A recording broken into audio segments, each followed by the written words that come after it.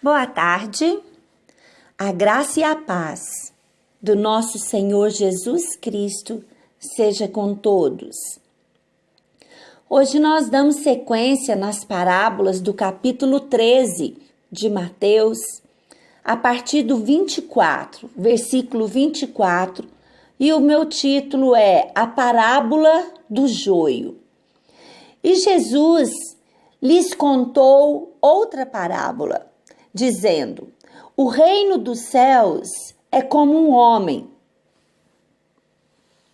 que semeou boa semente em seu campo. Mas, enquanto todos dormiam, veio o inimigo e semeou o joio no meio do trigo e se foi embora. Quando o trigo brotou e formou espigas, o joio também apareceu. Os servos do dono do campo dirigiram-se a ele e disseram ao Senhor: o Senhor não semeou boa semente em seu campo? Então, de onde veio o joio?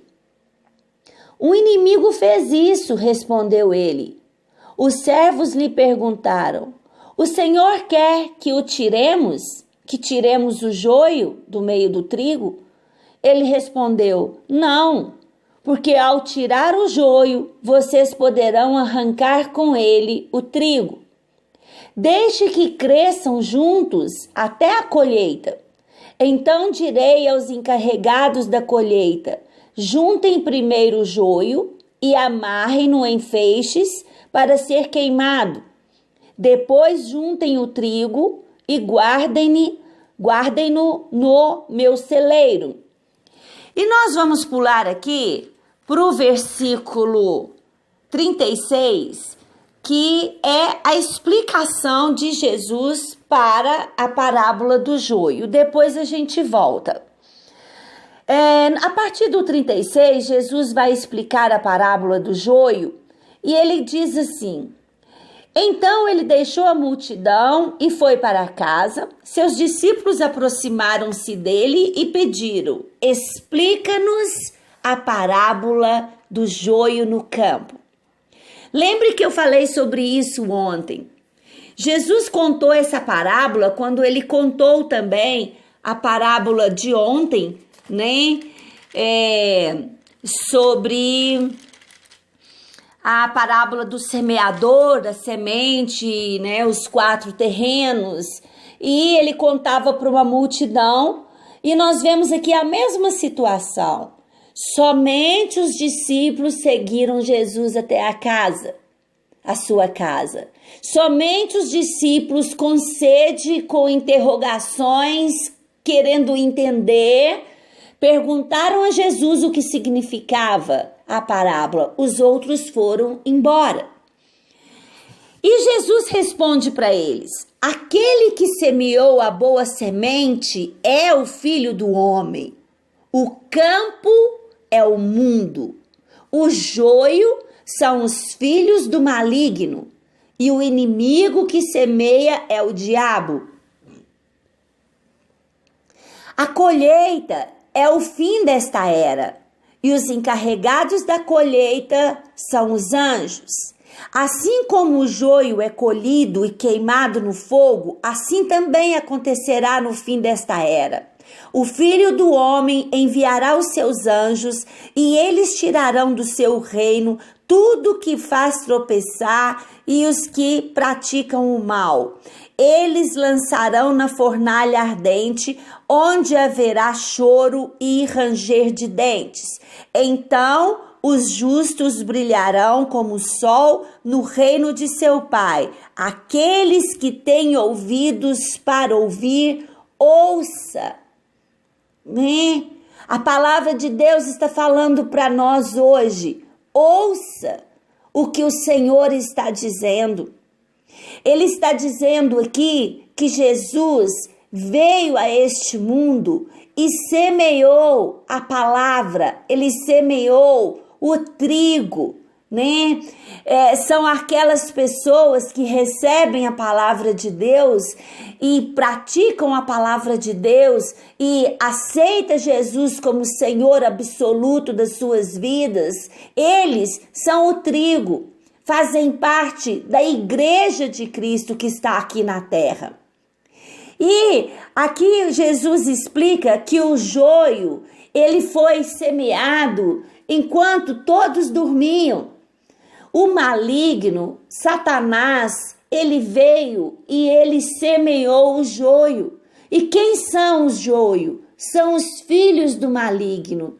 E são pessoas que estão no meio dos remidos, que estão no meio dos cristãos. É isso que a Bíblia está dizendo, né? Tanto o trigo quanto o joio são almas, são pessoas. E aqui diz que os empregados, quando eles viram, questionaram: Senhor, essa semente é boa porque tá cheio de joio. Joio é uma erva daninha. Ela atrapalha o trigo. Só que tem um detalhe. Ela cresce ali juntinho com o trigo e ela é muito parecida com o trigo. E os funcionários ali, os empregados, perguntam para o dono: e agora? Preocupado com a plantação, né? Com a qualidade da plantação, os empregados perguntam: e agora? O que o senhor quer que a gente faça? O senhor quer que a gente tente arrancar o joio? E o dono da plantação disse: não tenta arrancar o joio, não, eles são muito parecidos, vocês podem confundir, pode arrancar trigo junto com joio, né? Pode atrapalhar. Então, a instrução aqui de Deus para o joio, para as pessoas que estão no meio da igreja de Cristo, que se parecem cristãos, mas que no fundo não são cristãos, e talvez nem eles mesmos saibam que eles não são trigos, que são joio. E se a gente pegar aquela palavra que pelos frutos se conhece a árvore, nós vamos saber que são joio.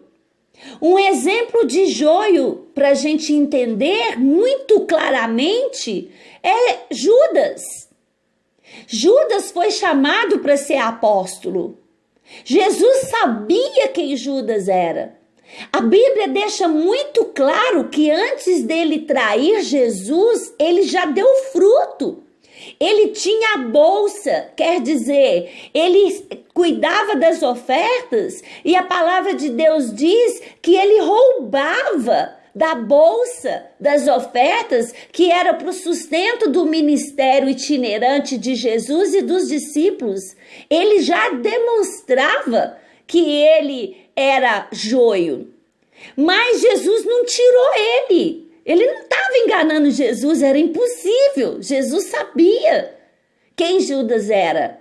Mas Jesus não arrancou Judas, né? Ele é um ótimo exemplo para nós.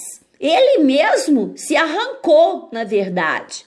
Mas por que eu fiquei meditando nisso? Por que o dono daquela plantação de trigo deu a instrução para os seus empregados para que não arrancasse o joio?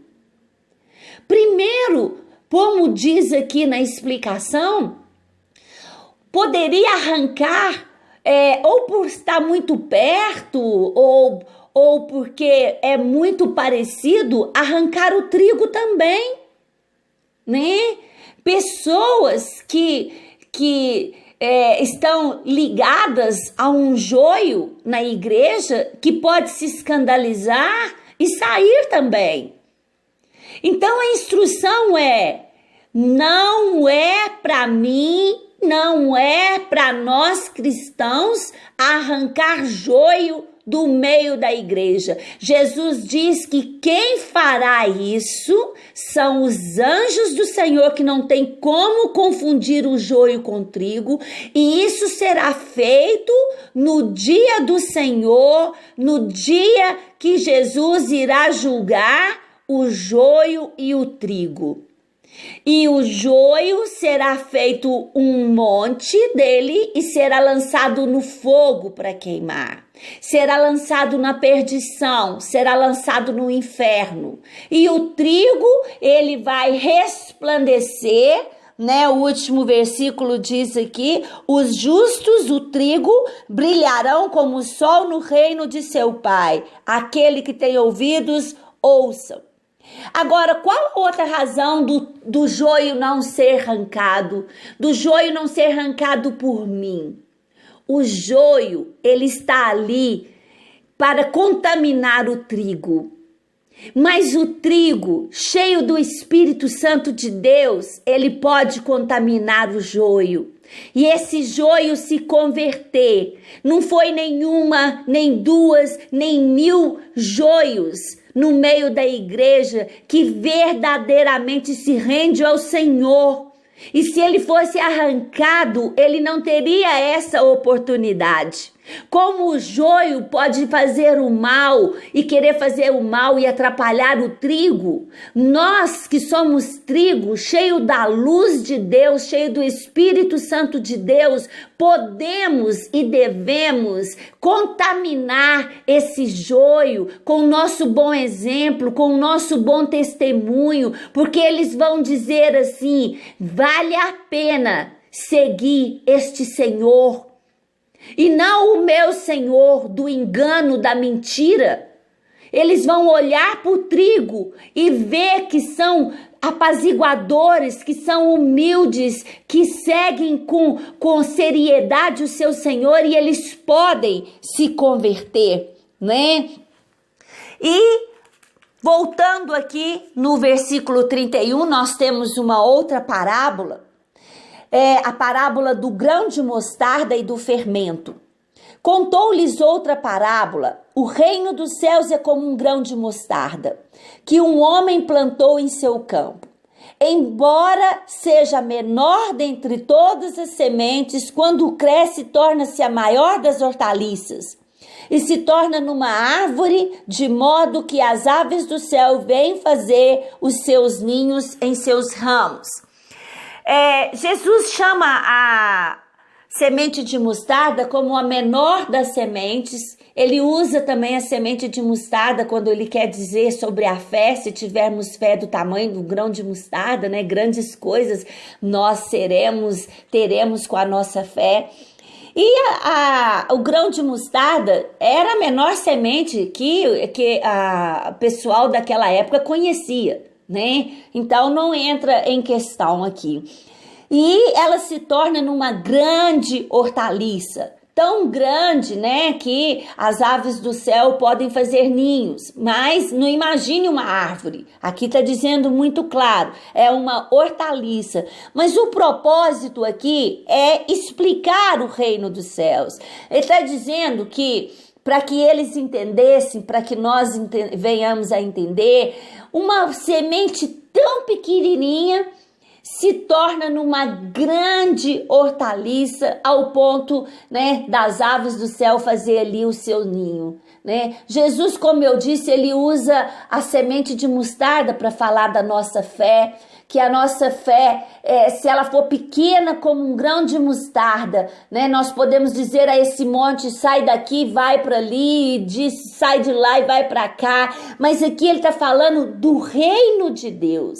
Ele começou com uma semente, com uma pessoa, com Jesus Cristo, né, que plantou essa semente, e essa semente chegou nos apóstolos, e os apóstolos fizeram discípulos, e eles obedeceram ao ide do Senhor, e foi por todas as nações pregando a palavra do reino e batizando as pessoas que se arrependiam e confessavam os seus pecados. Se tornou numa grande árvore.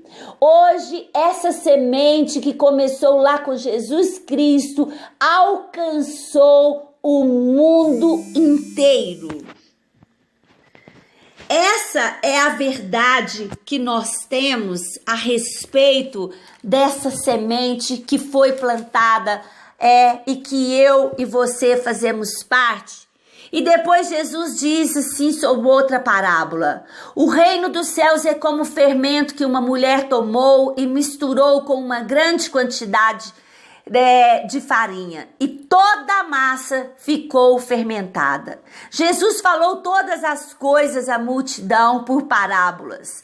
Nada lhes dizia sem usar alguma parábola, cumprindo-se assim o que fora dito pelo profeta: abrirei minha boca em parábolas, proclamarei coisas ocultas desde a criação do mundo. Então nós vimos hoje Jesus explicando sobre o reino de Deus, como ele cresceu e como ele deve continuar crescendo e alcançando muitas e muitas outras pessoas através da semente que foi plantada na minha vida, através da semente que foi plantada na sua vida. E ele fala aqui sobre a parábola do joio e do trigo, para ficarmos atentos com pessoas que parecem ser trigo e não são. Elas não podem contaminar a minha vida, ela não pode atrapalhar o meu crescimento com Jesus. Eu é que devo contaminar essa pessoa com o amor de Deus, com o Espírito Santo, com o fruto do Espírito Santo. Eu é que devo contaminar e nunca eu tentar arrancar o joio do meio do trigo, porque eles podem se tornar trigo. Essa função não é minha, não é nossa. Amém? Fica essa palavra para nossa meditação nesse dia e que o Senhor te abençoe muitíssimo.